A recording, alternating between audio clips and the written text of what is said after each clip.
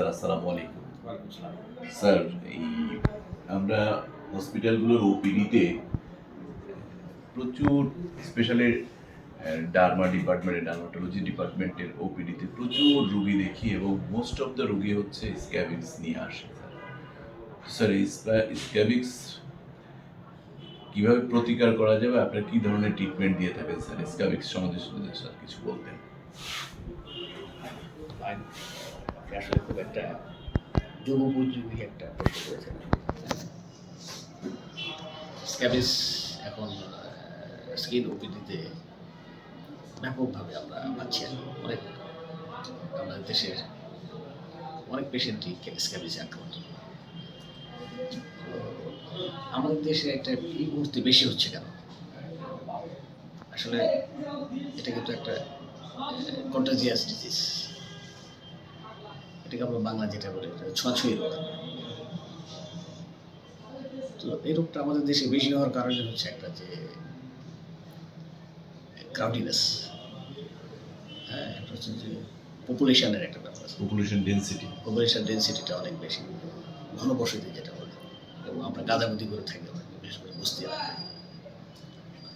আর এছাড়া কিন্তু আমাদের একটা বিষয় সোশ্যাল কমিউনিকেশনটা আমাদের কিন্তু বেশি। যেমন আমরা দেশের বাড়িতে বা বিভিন্ন জায়গায় বেড়াতে যাই, আত্মীয় স্বজনরাও আসে। এতে হয় কি, একজন এফেক্টেড পার্সন যেখানেই যায়, বা কেউ হয়তো শহর থেকে গ্রামে গেল, দেশের বাড়ি কেউ না কেউ হয়তো এফেক্টেড, ওখান থেকে আবার ডিজিজটা এখানে চলে আসে। এখানে আবার যারা বেড়াতে আসলো ঢাকা শহরে, এরা আবার একদিন তারা আক্রান্ত হয়। এই সমস্ত কারণে এটা ব্যাপকভাবে ছড়াচ্ছে। আর এটা প্রতিকারের কিন্তু খুব ভালো ব্যবস্থা আছে, কিন্তু এখানে একটা প্রবলেমটা যেটা হচ্ছে সেটা হচ্ছে যে একটা ফ্যামিলি যখন একজন অ্যাফেক্টেড হয়, তখন কিন্তু সেই অ্যাফেক্টেড পার্সন তার কাছ থেকে অন্যান্য ফ্যামিলি মেম্বারও আস্তে আস্তে আক্রান্ত হয়। কিন্তু এতে দেখা যায় যে প্রথমে যে অ্যাফেক্টেড হয়েছে তার সিমটমটা প্রথমে আসে, তার ইচিং, চুলকানি, অস্বস্তি, রাত্রে ঘুমানো, এবং চুলকানিটা রাত্রির দিকে অনেক বেশি থাকে। দিনের বেলা ব্যস্ত থাকার কারণে সে আসলে বুঝতে পারে না, রাত্রেবেলা যখন কামান্ড কোয়াইট হয়ে যায় তখন ইচিংটা অনেক স্পষ্ট হয়। আর ওই অ্যাফেক্টেড পার্সন পরিবারের অন্যান্য মেম্বাররা তো সবাই সবার হয়ে যায়, বসে, হ্যাঁ, আস্তে আস্তে অন্যান্য মেম্বারদেরও ওই প্যারাসাইটটা ছড়িয়ে পড়ে। যেহেতু প্যারাসাইটটা স্কিনে থাকে, জামা কাপড়ে বেডশিটে থাকে, লেপের কাভার, বালিশের কাভার, এই সমস্ত জায়গাতেও থাকে, আর এগুলোর মাধ্যমে আস্তে আস্তে ছড়িয়ে পড়ে। তো এতে দেখা যায় যে যে প্রথমে অ্যাফেক্টেড হয় তার সিমটমটা বেশি থাকে, যে পরে অ্যাফেক্টেড হয় তার সিমটমটা আসতে সময় লাগে। এখন যে বেশি অ্যাফেক্টেড সেই কিন্তু ডাক্তারের পরামর্শ নেয়, সবার আগে এসে ডাক্তারের কাছে। তারপরে কি হয়, ডাক্তাররা কিন্তু ঠিকই পরামর্শ দেন যে ঠিক কিন্তু কন্টাজিয়াস ডিজিজ, এই মেডিসিনটা কিন্তু ফ্যামিলির সব মেম্বারদের লাগাতে হবে। কিন্তু প্রবলেমটা হয় বেশিরভাগ ক্ষেত্রে দেখা যায় যে কিন্তু সবাই লাগায় না। অনেকে বলেই বসে যে আমার তো সিমটম নাই, মানে আমার তো চুলকায় না, আমি কেন লাগাবো? কিন্তু আসলে বিষয়টা সেরকম।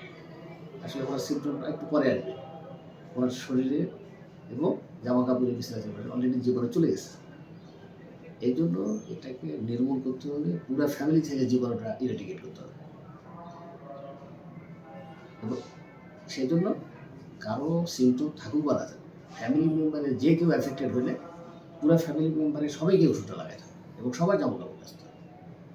আবার অনেকে সাধারণভাবে একটা কথা বলে থাকে যে আমি তো ডেলি কাপড় চোপড় কাচি, তাহলে তো আমাদের এত হচ্ছে কেন বা যায় না কেন? আসলে ডেলি কাপড় চোপড় কাচাটা কিন্তু এক্ষেত্রে কিন্তু ডেলি কাপড় চোপড় কাচাটা কিন্তু রোগের ক্ষেত্রে কিন্তু খুব একটা বেশি ভূমিকা রাখে না। কারণটা হচ্ছে যে আপনার আজকে আমি কাপড় চোপড় কেচে দিলাম, কাপড়টা জীবাণুমুক্ত হলো, কিন্তু পরের দিন আমি আবার কাপড় চোপড় পরলাম, কিন্তু আমার শরীরে জীবাণু আছে, আমার শরীর থেকে অল্টিমেটলি জীবাণুটা আবার কাপড় চোপড়ে চলে যায়। তাহলে তো আমার ডেলি কাপড় চোপড় কেচে কোনো ফায়দা হবে, কোনো বেনিফিট পাচ্ছি না। এক্ষেত্রে নিয়মই একটা, সেটা হচ্ছে যে পরিবারের সব মেম্বাররা একই সাথে ওষুধ লাগাবে, শরীরটা জীবাণুমুক্ত হবে, এবং ওই ওষুধটা 10 থেকে 12 ঘন্টা বা 8 থেকে 10 ঘন্টা রাখতে হবে। ওই 10 ঘন্টা পরে গোসল দিয়ে সবার জামা কাপড়গুলো যেগুলো ইউজড সবগুলো একসঙ্গে কাচতে হবে। এতে হবে কি, শরীর থেকেও জীবাণুটা চলে যাবে, জামা কাপড় থেকে জীবাণুটা চলে যাবে। এবং পুরো ফ্যামিলির সব মেম্বারদের কাছ থেকে জীবনাদি করে যাবে এবং একেবারে নির্মূল হবে, রোগটা নির্মূল হবে বা কিউর হবে। এভাবে যদি আমরা করতে পারি, হ্যাঁ, রোগীকে কাউন্সিলিং করে যদি আমরা ম্যানেজমেন্ট দিতে পারি, হ্যাঁ, তাহলে আমরা ইনশাআল্লাহ এখান থেকে মুক্তি পাবো। ক্লোজিংটা করে দেন। Thank you sir. Thank you sir. আমরা এই স্ক্যাবিক্স সম্বন্ধে স্যার একটা সম্যক ধারণা পেলাম। স্যার আপনাকে অনেক ধন্যবাদ স্যার।